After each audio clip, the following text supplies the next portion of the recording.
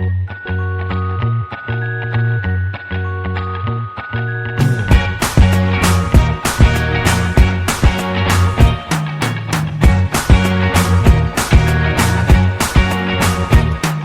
can't forget the day we met. Your eyes so blue, me piercing through.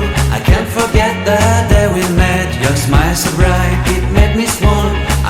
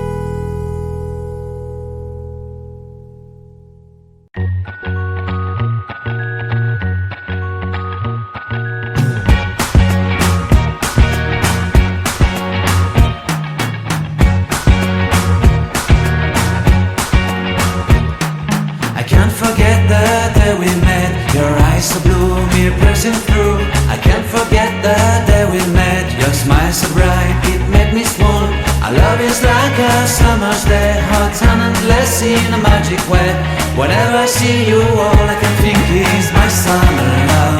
Been waiting for you, my love. My summer love. Been waiting for you, my love. I can't forget the day we met. You looked so fly in your red Corvette. Your hair, your look, your everything. When I see it all, I knew that you were mine. I'm in love with your hair, your lips, your silhouette in the moonlight shine. With my love you won't ever be alone. My summer love, been waiting for you, my love. Completely a fool, been waiting for you, my love. Head over heels, I'm blinded by what I feel. My love is forever yours.